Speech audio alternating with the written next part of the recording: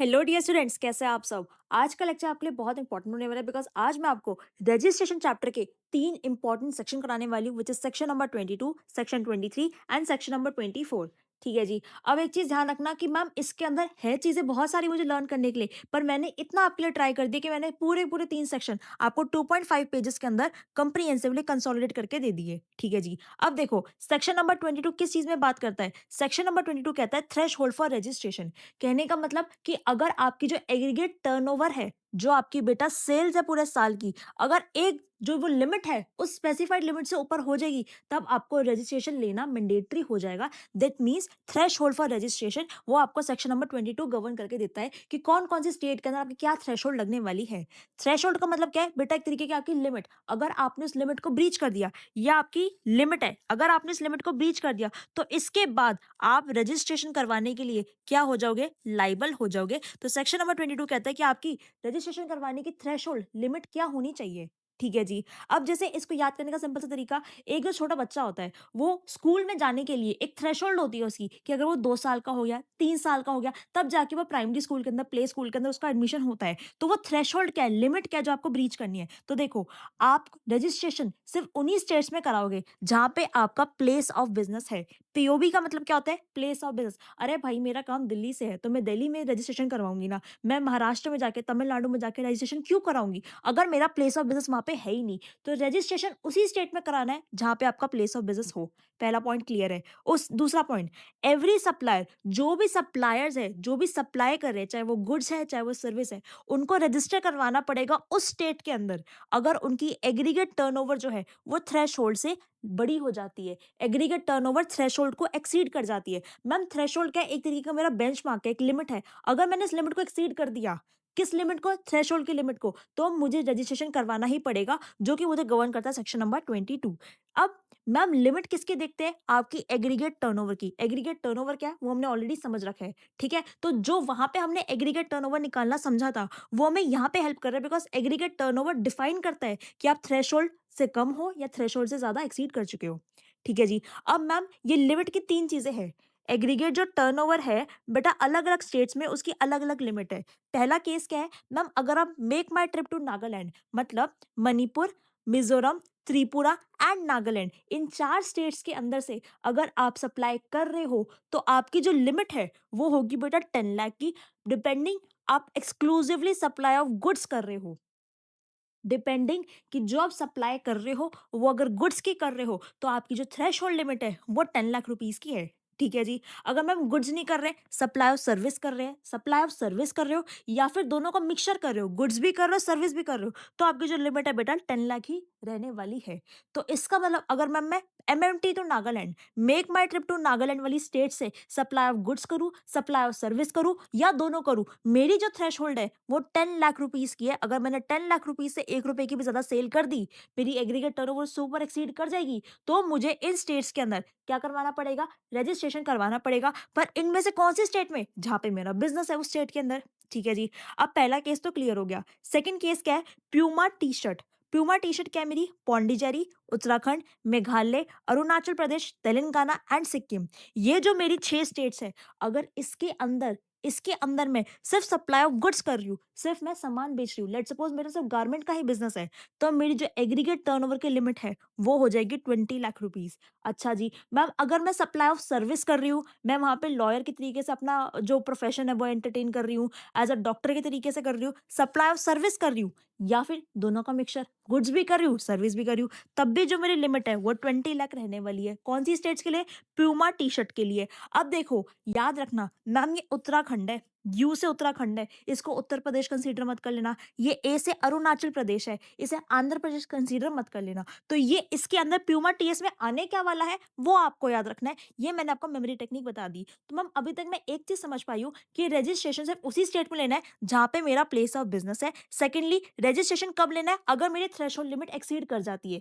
मेरी aggregate turnover threshold से exceed कर जाती है। अब थ्रेशोल्ड क्या है, एमएमटी टू नागालैंड के लिए मेरी थ्रेशोल्ड है 10 लाख रुपीज, चाहे मैं गुड्स करूँ, चाहे मैं सर्विस करूँ, चाहे मैं दोनों करूँ। मैम प्यूमा टीएस के लिए जो मेरी थ्रेशोल्ड है वो है 20 लाख रुपीज, चाहे मैं गुड्स करूँ, चाहे मैं सर्विस करूँ, इसके अप्लाई, या फिर दोनों करूँ। अब तीसरा केस, जो बची हुई स्टेट्स रह गई, उनको क्या बेनिफिट मिलेगा, एक्सटेंडेड लिमिट का। जो बची हुई स्टेट्स रहेगी, जैसे कि Assam, Jammu and Kashmir, Himachal Pradesh and all other states. Ma'am ये 3 अलग से क्यों दे दी? बेटा इसको भूलो, आप सोचो कि ऑल अदर स्टेट्स, सारी स्टेट्स मिला के, सारी अलग-अलग स्टेट जो बच गई, जैसे कि दिल्ली हो गया, महाराष्ट्र हो गया और जितनी भी स्टेट्स बच गई, राजस्थान हो गया, हरियाणा हो गया, इन सारी स्टेट्स के अंदर अगर आप सिर्फ गुड्स का सप्लाई कर रहे हो, only and only supply of goods कर रहे हो, तो जो आपकी थ्रेशोल्ड लिमिट है वो है 40 लाख रुपीस, सीधा डबल। पर मैम अगर मैं सप्लाई ऑफ सर्विस कर रहा हूँ तो 20 लाख, मैम गुड्स और सर्विस दोनों कर रहा हूँ तो 20 लाख। समझ में आ गया? अगर मैं आपको एग्जांपल दूँ, एक एग्जांपल के तौर पे अगर मैं आपको समझाऊँ कि बेटा अगर एफएमसी आपको सिर्फ़ बुक्स डिलीवर करता, सिर्फ़ एक बुक्स डिलीवर करता, तो बेसिकली क्या है, हम आ जाते हैं आपको सप्लाई ऑफ गुड्स के अंदर, जो थ्रेशोल्ड हम पे एप्लीकेबल होती, वो होती 40 लाख रुपीज़।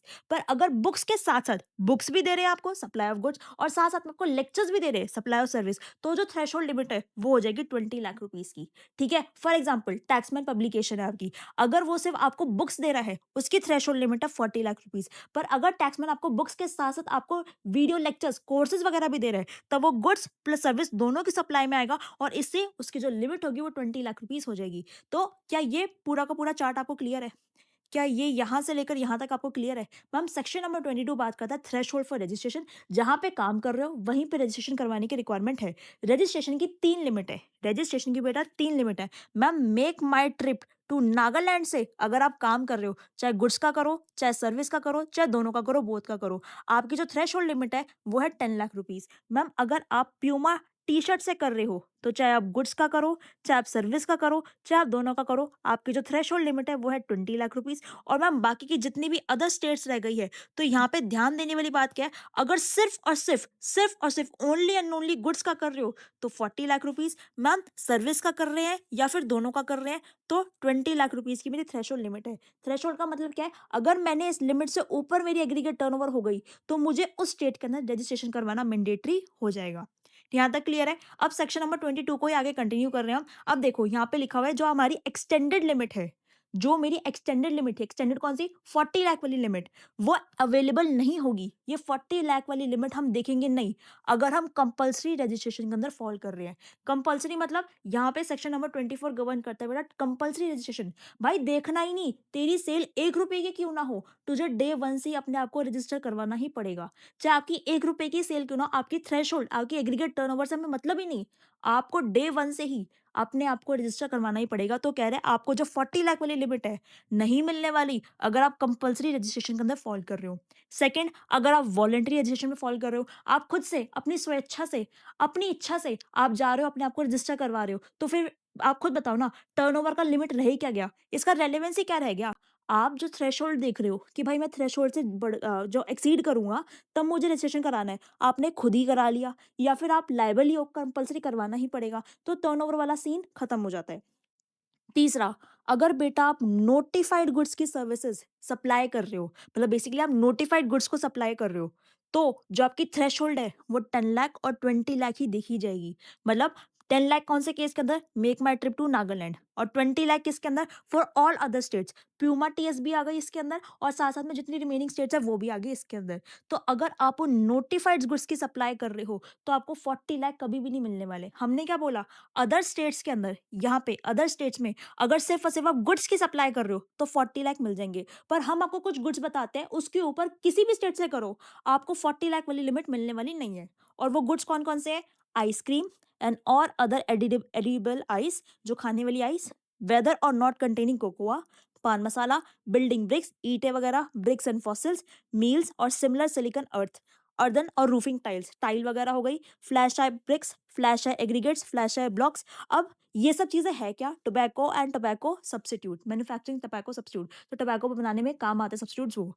अब ये सारी चीज़ें है क्या? कुछ नहीं है, चैट जीपीटी करो, गूगल पे सर्च करो कि मैम इसकी इमेज दिखती कैसे है। इतना तो समझ में आ गया मैम, ईंट, पत्थर वगैरह, ये जो ईंट वगैरह होती है उसकी बात कर रहे हैं, रूफिंग टाइल्स की बात कर रहे हैं, टोबैको प्रोडक्ट्स की, पान मसाला, आइसक्रीम की बात कर रहे हैं। तो इसका मतलब भाई इस गुड्स की अगर आप सप्लाई कर रहे हो, आपको 40 लाख वाली लिमिट कभी भी नहीं मिलने वाली, बिकॉज़ ये सारे आपके नोटिफाइड गुड्स के अंदर आते हैं और नोटिफाइड गुड्स में उन्होंने कह दिया आपकी 10 लाख और 20 लाख वाली थ्रेशोल्ड ही एप्लीकेबल होगी। तो मैम 40 लाख वाली थ्रेशोल्ड कब नहीं देखनी? अगर आप रजिस्ट्रेशन कंपल्सरी में फॉल करते हो, वॉलंटरी करा लेते हो या नोटिफाइड इन गुड्स की अगर आप सप्लाई कर रहे हो तो। ठीक है जी। उसके बाद पॉइंट नंबर 4, पॉइंट नंबर 4 क्या कहता है, ध्यान से सुनना। Interest, discount on loan, advances and deposit. Interest, discount on loan, advances और डिपॉजिट। आपने किसी को लोन दिया, लोन पे आपको इंटरेस्ट मिल रहा है।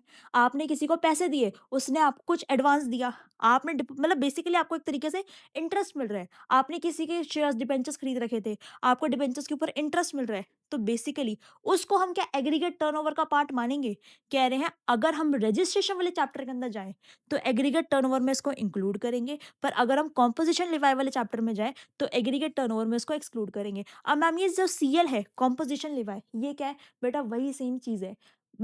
इन्होंने क्या कर रखा है, आपके जो सिलेबस का जो पैटर्न बनाया है बहुत इस तरीके से बनाया है कि आपको जो चीजें बेसिक क्लियर होनी चाहिए थी ना, वो आपको आगे आने वाले चैप्टर में डाल दी। तो टेंशन लेने वाली बात नहीं है। कॉम्पोजिशन लिवाई का ना हमारा पूरा एक चैप्टर है, आगे पढ़ लोगे। बस इतना याद रखो मैम, जो हमने एग्रीगेट टर्नओवर वहां पे निकालना सीखा था ना अपने लास्ट लेक्चर के अंदर, वो हमें 2 जगह हेल्प करता है। कहाँ-कहाँ पे? एक तो रजिस्ट्रेशन वाले चैप्टर के अंदर और एक कॉम्पोजिशन लिवाई वाले चैप्टर के अंदर। अब ये कॉम्पोजिशन लिवाई क्या है, आगे समझाऊँगी डिटेल के अंदर पूरे चैप्टर में। बस एक चीज़ याद रखना, मैम जो भी मुझे इंटरेस्ट वगैरह रिसीव हो रहा है, वो रजिस्ट्रेशन वाले चैप्टर में इंक्लूड करेंगे एग्रीगेट टर्नओवर में, पर कॉम्पोजिशन लिवाई वाले में इंक्लूड नहीं करेंगे। अब देखो इसी से रिलेटेड मेरा एक एग्जाम्पल है। राहुल जो है वो 35 lakh rupees per annum earn करता है from the sale of pharmaceutical products. Ma'am goods की सेल है, 35 लाख रुपीज़ की सेल है, तो सबसे पहले तो मैं चेक करूँगी कि इसकी एग्रीगेट टर्नओवर जो 35 लाख की है, वो कौन-सी स्टेट से बिलॉन्ग करता है। मैम वो जो बिलॉन्ग कर रहा है, इन्होंने बताया नहीं। At 8 lakh rupees from interest on loan is he liable for registration. मान लो, इधर एक चीज़ सुनो, इस क्वेश्चन ने बताया ही नहीं कि कौन-सी स्टेट से बिलॉन्ग करता है। अगर ये सेम टाइप का क्वेश्चन आपको एग्ज़ामिनेशन में देखने को मिल जाए, तो बेटा खुद से अपना कुछ नहीं मानना, आपको ये मानना है कि अगर आपको सामने से स्टेट नहीं बताते, तो हम इसको अदर स्टेट वाला कंसीडर करेंगे। बिकॉज़ ये देखो, जो ये वाली स्टेट्स है ना आपकी make my trip to Nagaland वाली और ये जो प्यूमा टीएस वाली है, इन्हें हम कहते हैं स्पेशल कैटेगरी स्टेट्स। इन्हें क्या हम कहते हैं? Special category state. Why so? Because इनका हमको एक स्पेशल स्टेटस गिवन है। इनके लिए जो लिमिट्स है वो स्पेशल लिमिट्स डिसाइड है। तो इन्हें हम स्पेशल कैटेगरी स्टेट्स कहते हैं। कोई भी स्टेट अगर आपको मेंशन ना हो क्वेश्चन के अंदर, तो हमेशा उसको अदर स्टेट में कंसीडर करना, क्योंकि स्पेशल कैटेगरी स्टेट अगर वो होगी तो क्वेश्चन आपको 100% खुद से ही बताएगा। तो इसका मतलब मैम ये समझ में आ गया कि बाय डिफॉल्ट इस क्वेश्चन के अंदर मैं मानूंगी अदर स्टेट्स है, और अदर स्टेट्स के लिए अगर मैं सप्लाई ऑफ गुड्स कर रही हूँ तो फिर यहाँ पे कितनी लिमिट लगेगी मैम? 40 लाख रुपीज की मेरी लिमिट लगेगी। अभी जो उसकी टर्नओवर है कितनी है? 35 लाख रुपीज की उसकी टर्नओवर चल रही है। आगे बढ़ते क्वेश्चन के अंदर, 8 lakh rupees as interest from loans and deposit. उसको 8 लाख रुपए मिले हैं as interest from loans and deposit. जो उसने लोन वगैरह दे रखा था, डिपॉजिट दे रखे थे, उस पर उसको इंटरेस्ट मिला है। ठीक है, क्या उसको रजिस्ट्रेशन करवाने की रिक्वायरमेंट है?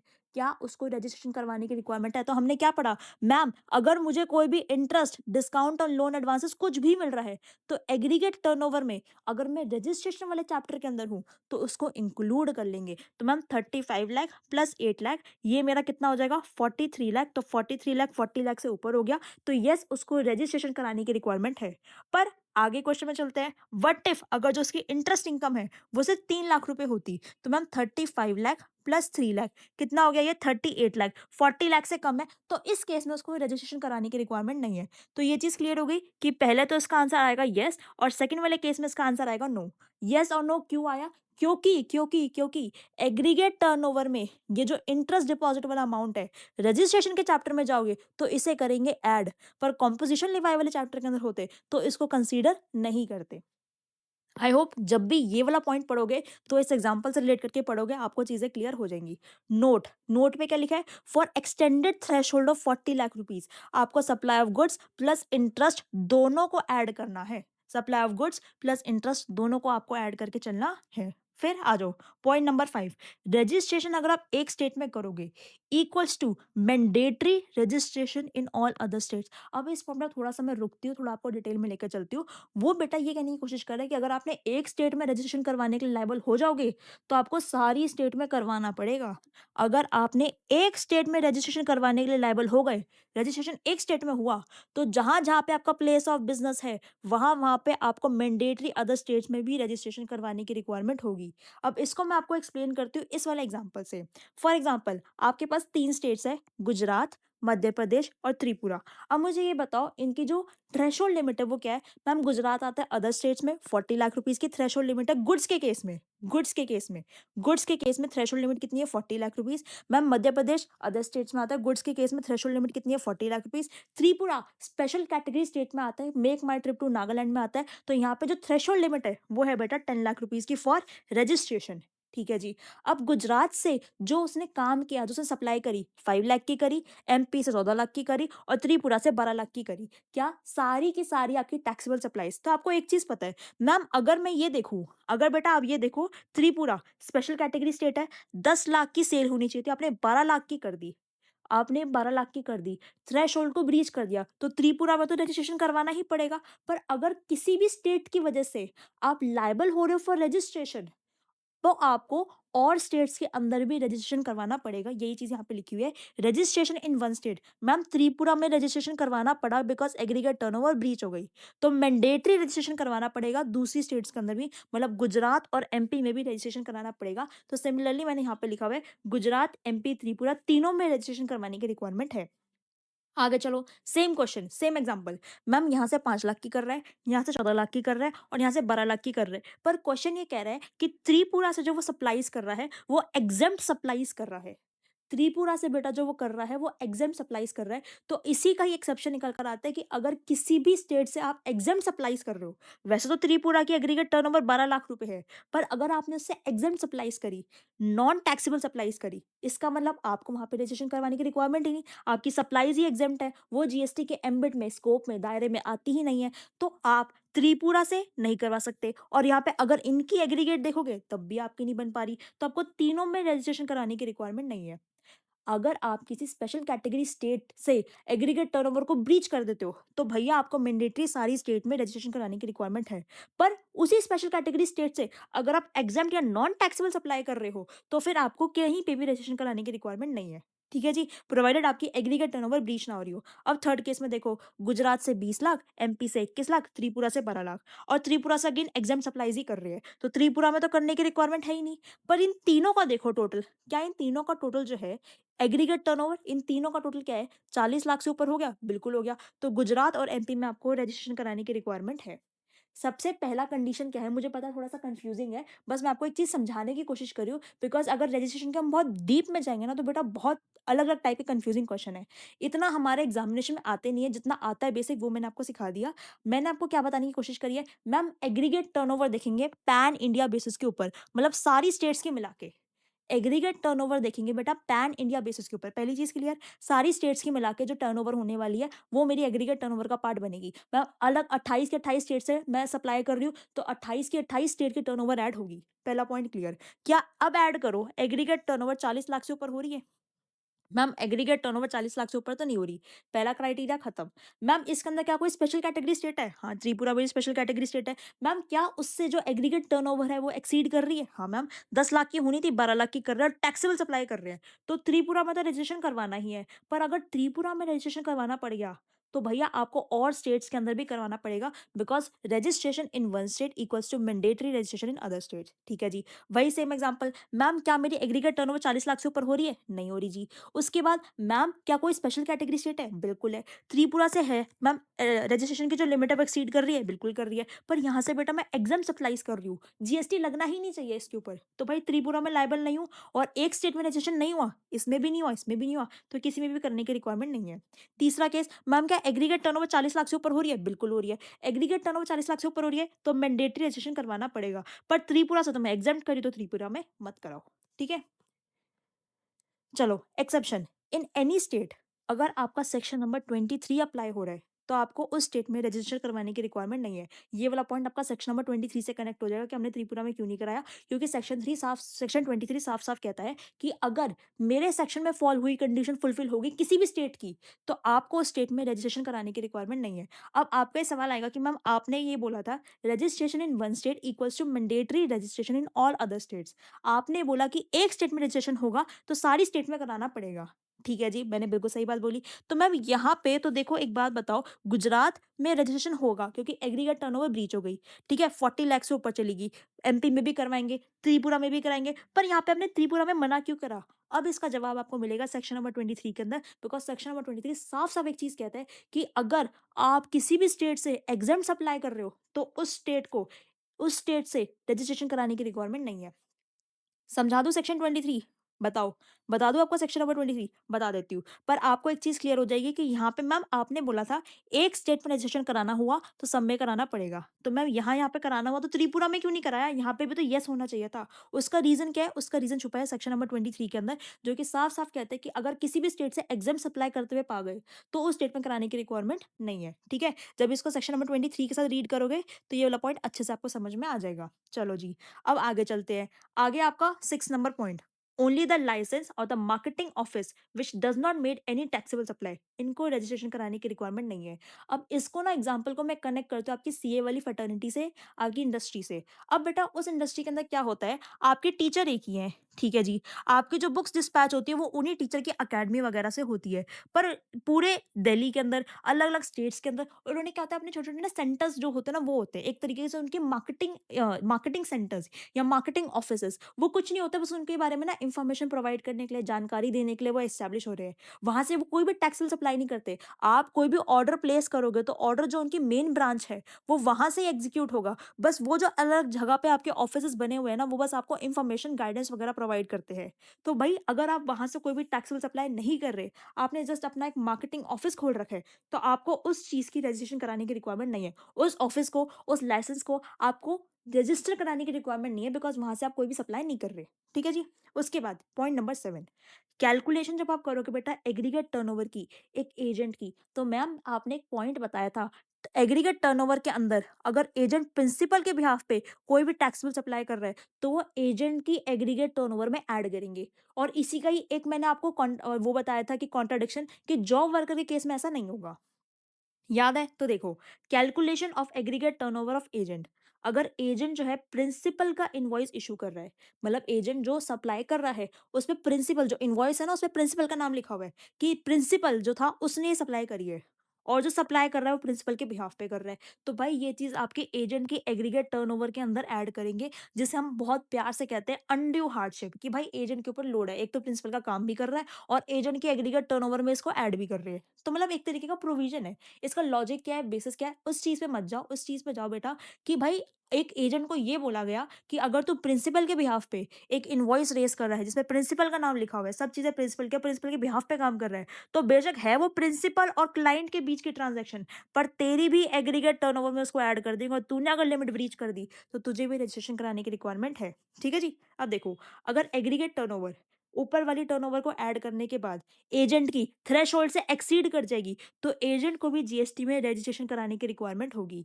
अगर एजेंट जो इनवॉइस इशू कर रहा है अपने खुद के नाम पे, तो भाई उस पे सेक्शन नंबर 24 लग जाएगा, वो अभी मैं आपको आगे सिखाऊंगी। तो मैम दो केसेस है, एजेंट जो है दो तरीके से काम कर सकता है। एक तो वो जो इनवॉइस इशू कर रहा है अपने खुद के नाम पे कर रहा है, ओन नेम पे, तब तो इधर उधर देखना नहीं, टर्नओवर का झंझट ही खत्म, आपको मैंडेटरी रजिस्ट्रेशन कराने की रिक्वायरमेंट है एज पर सेक्शन 24। पर मैम अगर एजेंट जो इनवॉइस इश्यू कर रहा है वो प्रिंसिपल के नाम पे कर रहा है, तो भाई कोई दिक्कत वाली बात नहीं है। अगर एजेंट प्रिंसिपल के नाम पे इश्यू कर रहा है, तो उसकी टर्नओवर चेक करेंगे। अगर एग्रीगेट टर्नओवर थ्रेशोल्ड से एक्सीड कर जाएगी, तब एजेंट को अपने आप को रजिस्टर कराने की रिक्वायरमेंट है। खुद के नाम में करेगा, देखना ही नहीं, ₹1 की भी सेल करेगा, आपको भाई अपने आप को रजिस्टर कराओ। प्रिंसिपल के नाम पे करेगा, एग्रीगेट टर्नओवर एक्सीड करते ही अपने आप को रजिस्टर करवाओ। Transfer of business by way of sale, amalgamation, demerger, और in the case of death of proprietor, अगर कोई भी प्रोप्राइटर उसकी डेथ हो जाती है, या बिजनेस जो है वो बेच बेच दिया, अमलगमेट हो गया, डीमर्जर हो गया, अमलगमेट मतलब एक साथ आ गया, डीमर्जर मतलब अलग अलग हो गया, V I amalgamation merger, demerger का मतलब क्या, दोनों अलग अलग हो गई चीजें। तो कोई भी नया पर्सन अगर जो उस बिजनेस को ले रहा है, उसको भैया फ्रेश रजिस्ट्रेशन कराना पड़ेगा।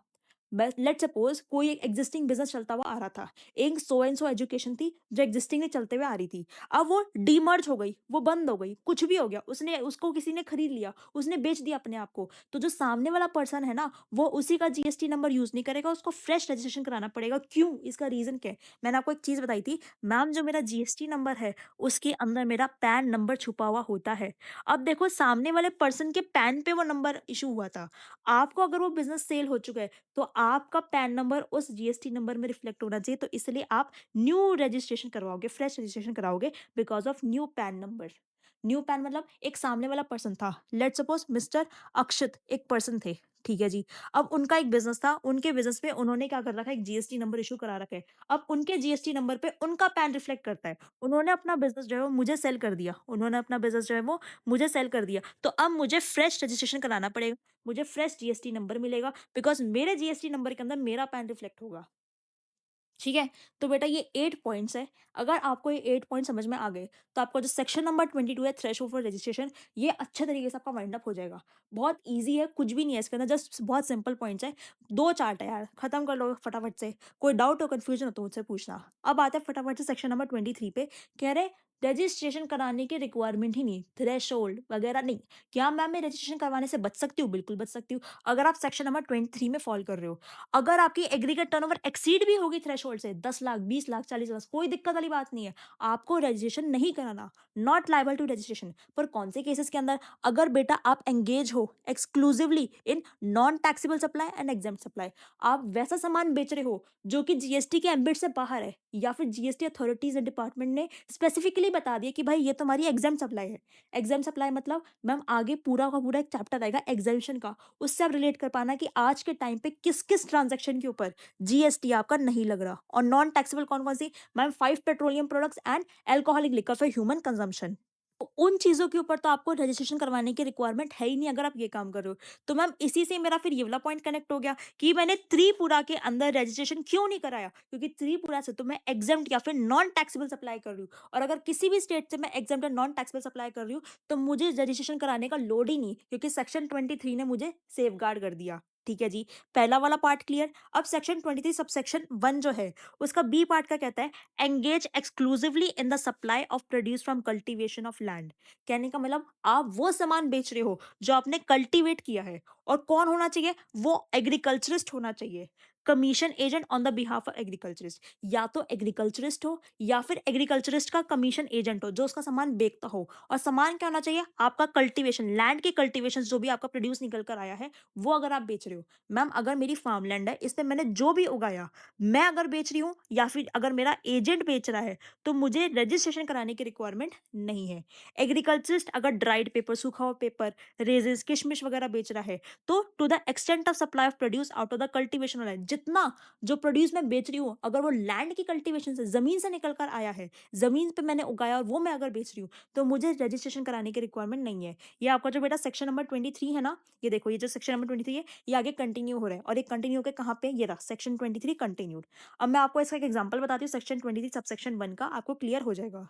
मोहन एक एग्रीकल्चरिस्ट है, परफेक्ट है जी। मैम चाहे एग्रीकल्चरिस्ट हो या एग्रीकल्चरिस्ट का एजेंट हो, अगर वो कल्टीवेशन कर रहा है एग्रीकल्चर प्रोड्यूस की, मतलब मेज की कल्टीवेशन कर रहा है, अपनी खुद की लैंड पे कर रहा है, राजस्थान की स्टेट के अंदर कर रहा है, ड्यूरिंग द फाइनेंशियल ईयर उसने क्या करा? मेज बेच के, जो उसने अपनी खुद की जमीन पे उगाई थी, 36 लाख रुपए की टर्नओवर कर ली, 36 लाख रुपए की मक्की जो है वो बेच दी। ठीक है जी। और जो उसने ट्रेडिंग करी एग्रीकल्चर टूल की, जो कि जीएसटी में टैक्सेबल है, चार्जेबल है, वो उसने मार्केट से खरीदे थे 9 लाख रुपए के, ट्रेड कर दिए, मतलब नौ मार्केट से जो उसने खरीदे थे, वो उसने आगे बेच दिए। जो एग्रीकल्चर करते समय जो टूल्स वगैरह चाहिए होते हैं, वो उसने मार्केट से खरीदे थे और 9 लाख रुपए में उसने आगे बेच दिए। अब आपको ही बताना है कि क्या मोहन को रजिस्ट्रेशन करवाने की रिक्वायरमेंट है या फिर नहीं है। तो अभी तक जो मैंने आपको कांसेप्ट बताया उससे बताओ। मैम स्टेट क्या है? राजस्थान। राजस्थान आती है अदर स्टेट्स के अंदर। मतलब वहाँ पे जो मेरी थ्रेशोल्ड लिमिट है, वो कितनी लगनी चाहिए? 40 लाख रुपीज़ की। थ्रेशोल्ड लिमिट 40 लाख की लगनी चाहिए। ठीक है जी। अब हमने एक चीज़ पढ़ी है, ये तो मेरा सेक्शन नंबर 22 बात करता है। अब सेक्शन 23 कहता है कि अगर आप एग्रीकल्चरिस्ट हो, अपनी खुद की लैंड से कोई भी प्रोड्यूस बेच रहे हो, तो आपको उसको अपनी आपको उसके ऊपर रजिस्ट्रेशन कराने की रिक्वायरमेंट नहीं है।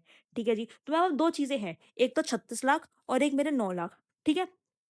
टोटल हो गया 45 लाख रुपीस। अब टोटल 45 लाख रुपीस, ये तो दिख रहा है कि मेरी टर्नओवर जो है वो थ्रेशोल्ड से एक्सीड हो गई।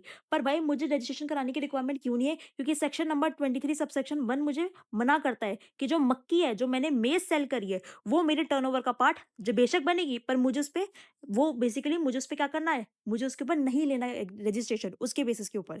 तो देखो यही चीज़ यहाँ पे लिखी हुई है, computation of aggregate turnover. Aggregate turnover आपकी 45 लाख होगी, कोई दिक्कत वाली बात नहीं है। एग्रीगेट टर्नओवर का मतलब क्या होता है?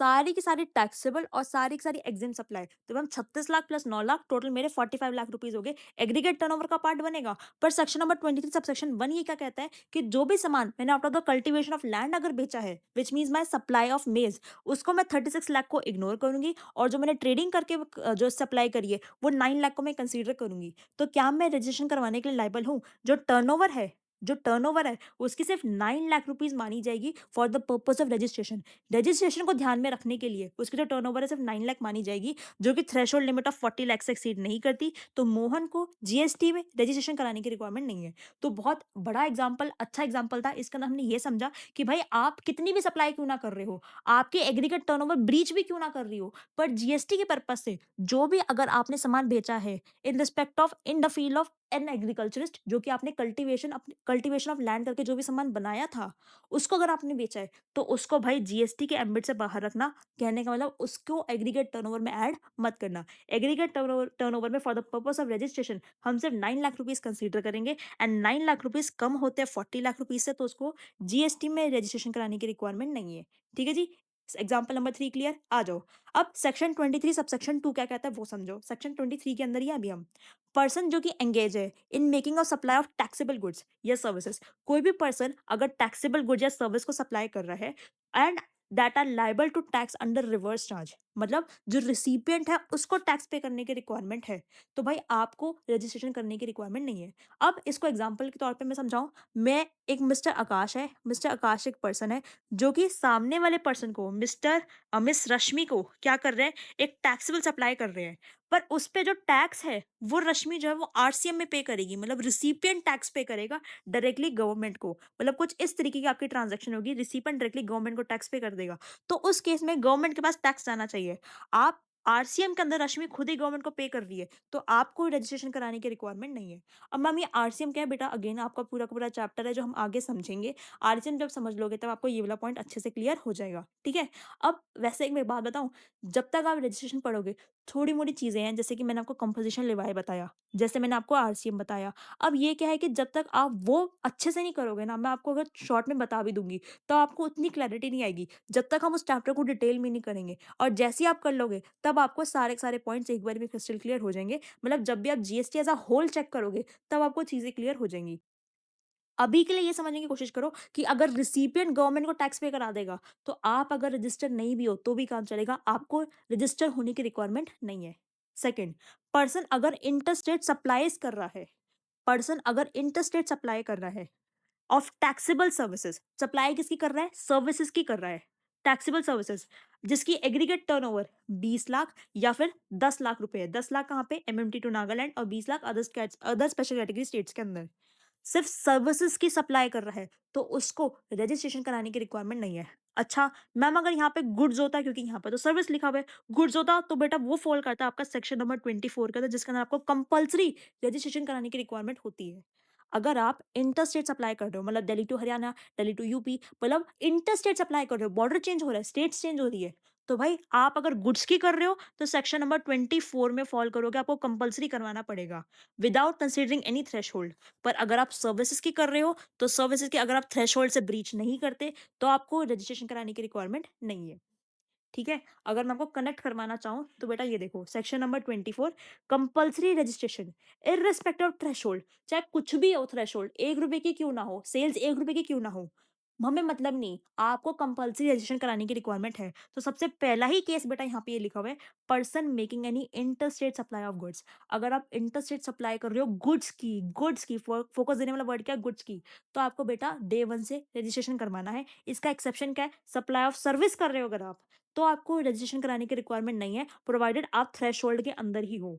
Supplier of services is eligible for threshold of 10 lakh या 20 लाख, अगर इवन इफ वो इंटरस्टेट सप्लाई ही क्यों ना कर रहा हो। तो मैम ये चीज़ बनी, इंटर स्टेट सप्लाई हो रही है। अगर गुड्स की हो रही है तो सेक्शन 24 में फ़ॉल करोगे और उसके अंदर आपको कंपल्सरी रजिस्ट्रेशन कराना पड़ेगा। अगर सर्विसेज़ की हो रही है तो अब 2 केस देखेंगे, अगर थ्रेशोल्ड से एक्सीड कर जाओगे तब आपको करवाना पड़ेगा, थ्रेशोल्ड से एक्सीड नहीं करोगे तो आपको रजिस्ट्रेशन नहीं करवाना, तब आपको रजिस्ट्रेशन नहीं कराना और ये बता रहा है आपको सेक्शन 23 सबसेक्शन 2। ये क्लियर हो गया? बस यही चीज़ यहाँ पे लिखी हुई है, जो मैंने आपको पढ़ा के यहाँ से रिलेट भी करा दी, ठीक है? ये देखो, person making interstate supply of taxable services, aggregate turnover up to aggregate turnover, turnover breach नहीं हुई, तो आपको रजिस्ट्रेशन कराने की रिक्वायरमेंट नहीं है, ठीक है जी। फिर आता है तीसरा कैजुअल टैक्सेबल पर्सन, ये आपको पता ही है, ऐसा पर्सन जो कि सेमिनार्स वगैरह, ट्रेड फेयर में आता है, कभी-कभार आता है, मतलब दिल्ली में प्लेस ऑफ बिज़नेस नहीं है। ऐसा नहीं है कि एक ही जगह से वो काम करता है, दिल्ली में आता है तो दिल्ली में ही काम करता है, वो अलग-अलग जगहों पे जाता है अपना सामान लेके।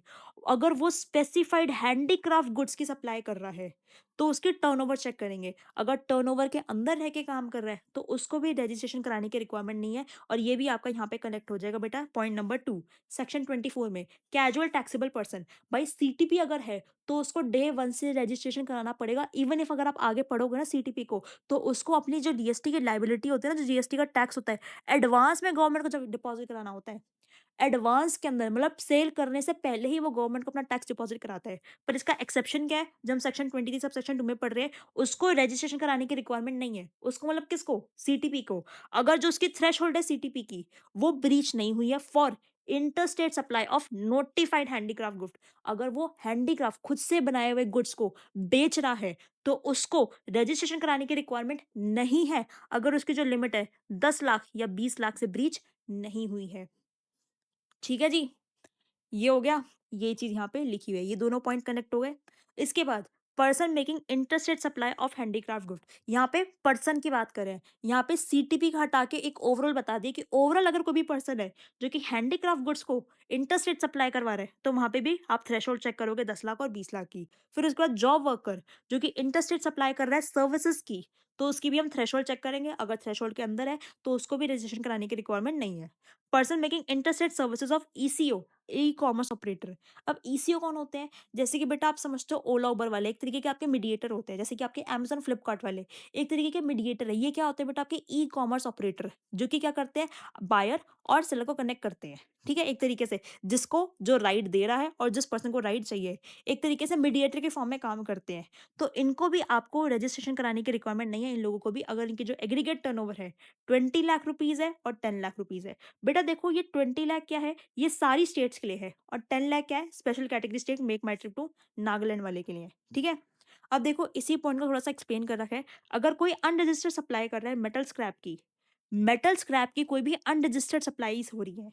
अनरजिस्टर्ड मतलब कोई भी पर्सन जो कि अनरजिस्टर्ड है, जीएसटी में रजिस्टर्ड नहीं है और वो मेटल स्क्रैप को बेच रहा है, तो उसको रजिस्ट्रेशन करवाना ही पड़ेगा, अगर उसकी जो एग्रीगेट टर्नओवर है थ्रेशहोल्ड से एक्सीड कर जाती है तो।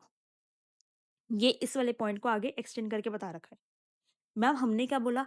पर्सन को आरसीएम के अंदर अगर वो टैक्स पे कर रहा है तो वो डायरेक्टली गवर्नमेंट को करा देगा, सप्लायर को रजिस्ट्रेशन कराने की रिक्वायरमेंट नहीं है। पर अगर जो सप्लायर है वो मेटल स्क्रैप का है, तो उस केस में उसको रजिस्ट्रेशन कराने की रिक्वायरमेंट है, ये उसका एक्सेप्शन आ गया। तो देखो ये तो आपको क्लियर है सेक्शन 23। मैम कब-कब रजिस्ट्रेशन नहीं कराना? मैम अगर एग्ज़ैम्प्ट नॉन टैक्सेबल सप्लाई कर रहे हो या फिर आप जो है बेटा एग्रीकल्चरिस्ट हो और आप अपने कल्टीवेशन ऑफ लैंड का प्रोड्यूस बेच रहे हो या फिर आप इन केसेस में फॉल कर रहे हो, ठीक है जी। अब कंपल्सरी रजिस्ट्रेशन बता दिया मैंने आपको, ये वाला पॉइंट सीटीपी वाला पॉइंट। एनआरटीपी है उसको मैंडेटरी कंपल्सरी रजिस्ट्रेशन कराना पड़ेगा, जो आरसीएम में टैक्स पे कर रहा है उसको कराना है, जो ईसीओ है उसको कराना है, जो टीडीएस डिडक्ट कर रहा है, ठीक है, जो इनपुट सर्विस डिस्ट्रीब्यूटर है, जो हर पर्सन ओएडा सर्विस दे रहा है, जो पर्सन आपके ऑनलाइन गेमिंग बैंकिंग कर रहा है, ऑनलाइन गेमिंग की सर्विसेज दे रहा है आउटसाइड इंडिया से, और जो ईसीओ जिसको आपको टीसीएस काटना है।